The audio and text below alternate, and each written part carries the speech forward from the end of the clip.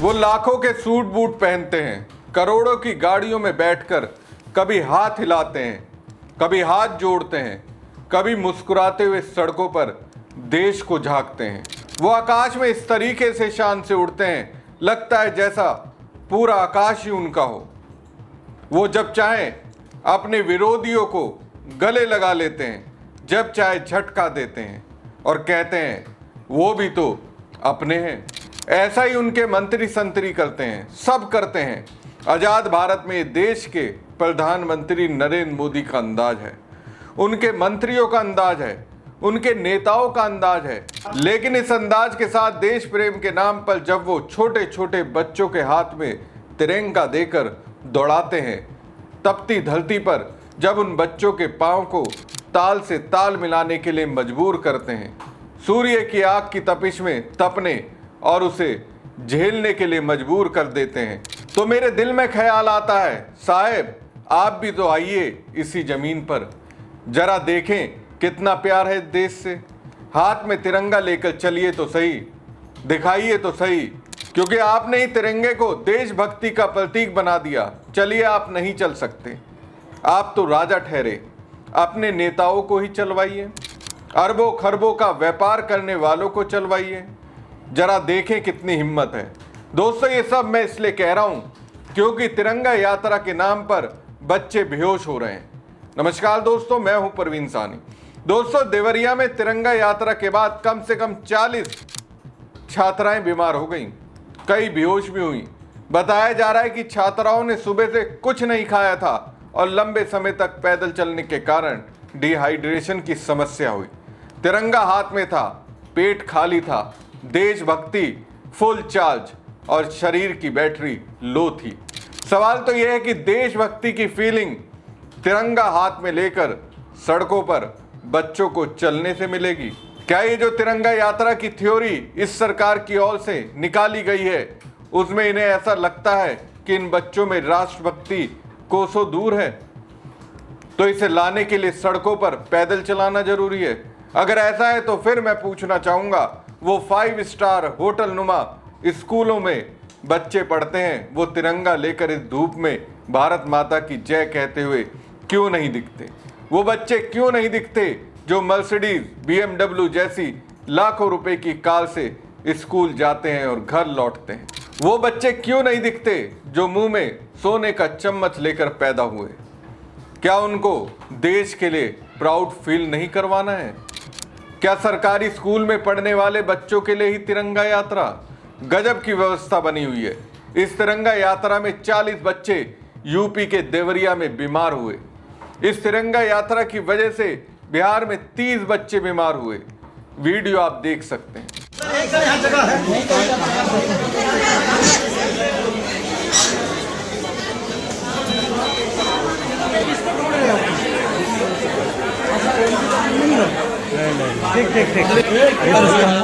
एक जैन अल्फा जो अच्छे स्कूलों, अच्छे शिक्षकों और अच्छी शिक्षा के लिए लड़ रहे हैं, और एक ये जैन अल्फा जिनका इस्तेमाल कुछ इस तरह से हो रहा है। लेकिन इसमें इन बच्चों की गलती नहीं है, इनके परिवारों की भी गलती नहीं है, क्योंकि दोस्तों इनकी आर्थिक स्थिति ऐसी है। इन सब बच्चों के परिवार किसी ना किसी अदृश्य तौर पर किसी की गुलामी कर रहे हैं।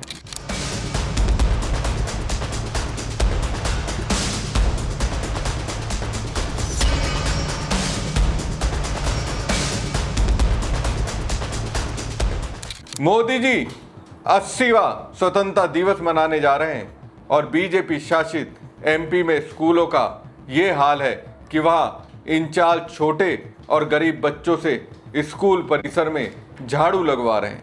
देख लीजिए मोदी जी, देख लीजिए मध्य प्रदेश में पिछड़ी जाति से आने वाले मुख्यमंत्री मोहन यादव जी, आपके राज में ऐसा हो रहा है। तिरंगा यात्रा के जरिए कैसे आप देशभक्ति ला सकते हैं जब स्थिति आप लोगों ने इतनी खराब कर दी है? देखो ये ताकत है, वो इसीलिए नहीं आ रहा है।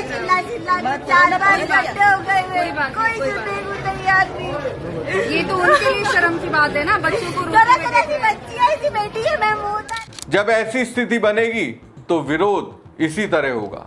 राजधानी लखनऊ के जयप्रकाश नारायण सर्वोदय विद्यालय के छात्र हैं।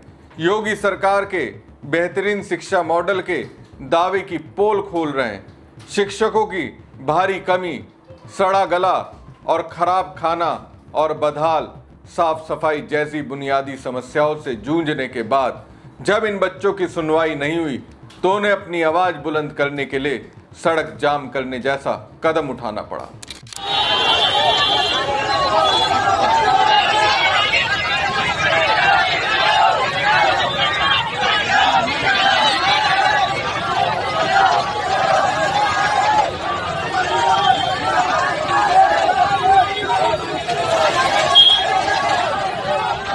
तो ये स्थिति दोस्तों स्कूली शिक्षा की है। ये छात्राएं वहां की है जहां के रहने वाले मुख्यमंत्री मोहन यादव हैं।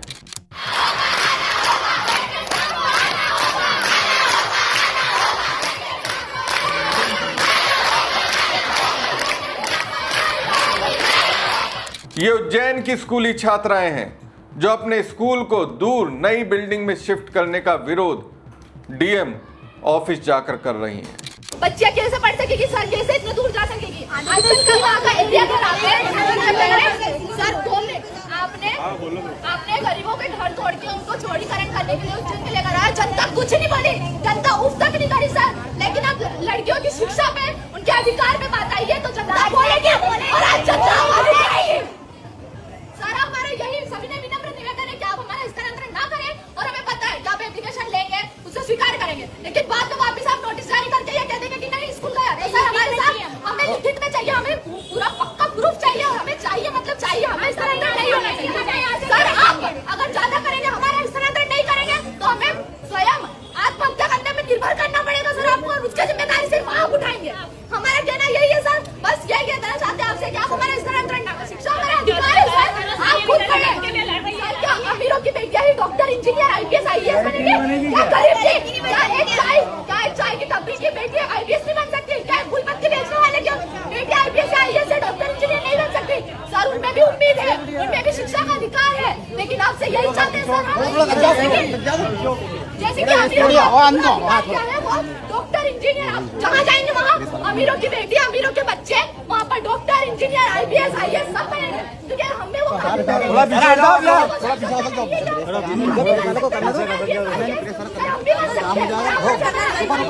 सवाल वाजिब है, क्या गरीब की बेटी आईएएस और आईपीएस नहीं बन सकती? लेकिन सरकार का इस ओर ध्यान ही नहीं है। उन्हें दिखाना है कि गरीब के बच्चे देश के लिए कितने वफादार हैं। यूपी के मुख्यमंत्री योगी कहते हैं अगर मोदी देश के पहले प्रधानमंत्री होते तो बहुत कुछ बदल जाता। अगर कोई विस्थापित हिंदू को, विस्थापित सिख को, विस्थापित बौद्ध को, विस्थापित जैन को, विस्थापित पारसी को भारत सरकार अपनी लैंड दे करके उसको बसाना चाहती और नागरिकता देना चाहती तो आपको परेशानी क्या हो रही है? लेकिन विरोध किया गया और उस विरोध को कौन मजबूती से पीछे से वो सब कर रहा था? कांग्रेस, समाजवादी पार्टी, इनका वो चेहरा भी तो आपने देखा होगा। यानी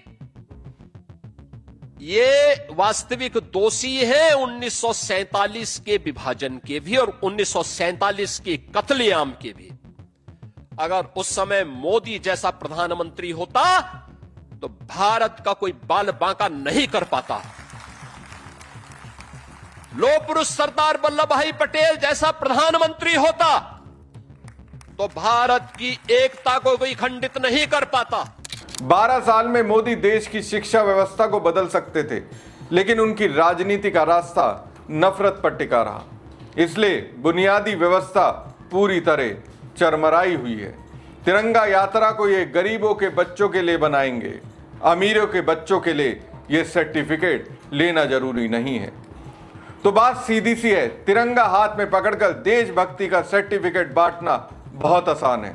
असली काम तब शुरू होता है जब बच्चे के हाथ में तिरंगे के साथ किताब भी हो, पेट में खाना हो, स्कूल में मास्टर हो और पढ़ने के बाद उसे अपने भविष्य की चिंता ना हो। बीजेपी की सरकार 12 साल से देश चला रही है, बड़े बड़े भाषण दे रही है, बड़े बड़े वादे कर रही है, कभी विकसित भारत की बात करती है, कभी विश्व गुरु बनाने की बात करती है, लेकिन जरा गांव कस्बों के सरकारी स्कूलों में जाकर देखिए वहां बच्चे क्या पढ़ रहे हैं, कैसे पढ़ रहे हैं और किन हालात में पढ़ रहे हैं। साहिब, देश को सिर्फ मंच से मजबूत नहीं किया जाता, देश तब मजबूत होता है जब सरकारी स्कूल का बच्चा भी कहे हाँ भैया हमारा भविष्य भी बनेगा। और ये जो गरीब घर के बच्चे हैं ना, इन्हें बार बार देशभक्ति का पाठ पढ़ाने की जरूरत नहीं है। इनके घर में बाप मजदूरी करता है, माँ घर संभालती है, फिर भी बच्चा स्कूल जाता है। यही तो देशभक्ति है। आप बड़े बड़े लोगों के बच्चों को भी जरा मैदान में उतारिए, उन्हें भी धूप में खड़ा कराइए, उन्हें भी सरकारी स्कूल की लाइन में खड़ा करके देखिए, तब पता चलेगा कि देशभक्ति का असली टेस्ट क्या होता है। क्योंकि गरीब का बच्चा देशभक्त साबित करने के लिए सड़क पर क्यों दौड़े और अमीर का बच्चा एसी कमरे में बैठकर सिर्फ आजादी का भाषण सुने। बीजेपी वालों से मेरा सवाल बहुत सीधा है, तिरंगा गरीब के बच्चे के हाथ में ही क्यों अच्छा लगता है? अगर देश सबका है तो सुविधाएं भी सबकी होनी चाहिए, सम्मान भी सबका होना चाहिए और भविष्य भी सबका होना चाहिए। मोदी जी, 12 साल बहुत लंबा वक्त होता है। इतने समय में सरकारें सिर्फ नारे नहीं बदलती, स्कूलों की तस्वीर भी बदल सकती थी, बच्चों की जिंदगी भी बदल सकती थी। लेकिन अगर आज भी गरीब का बच्चा बदाल स्कूल में पढ़ रहा है और उसी बच्चे को तिरंगा लेकर सड़क पर उतारकर देशभक्ति का पाठ पढ़ाया जा रहा है, तो फिर सवाल उठेगा ही, तिरंगा मत रोकिए, लेकिन तिरंगे के नाम पर गरीब बच्चों का इस्तेमाल करना बंद कीजिए। क्योंकि ये बच्चे आपके वोट बैंक नहीं है, ये बच्चे भारत का आने वाला कल है। और याद रखिए, जिस देश में बच्चे अपने भविष्य के लिए लड़ रहे हों, वहां सिर्फ तिरंगा लहराने से देश महान नहीं बनता। देश तब महान बनता है जब आखिरी कतार में खड़ा बच्चा भी सिर उठाकर कहे हाँ, ये देश मेरा भी है। आपको क्या लगता है? कमेंट बॉक्स में कमेंट करके जरूर बताएं। साथ ही पेज को लाइक और खबर को ज्यादा से ज्यादा शेयर कीजिएगा। धन्यवाद।